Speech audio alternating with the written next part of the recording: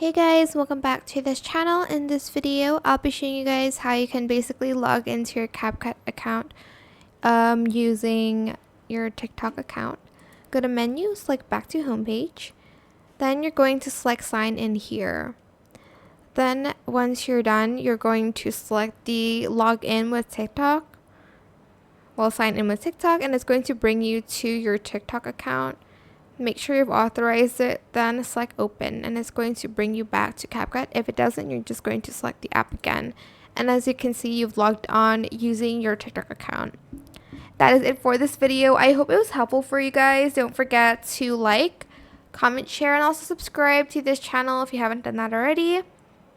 If you have any more questions about this video, just leave it in the comment section down below. I will try my best to answer them all for you guys. And if you found this video helpful, please click the thanks button as well. That is it. Thank you so much for watching. Bye.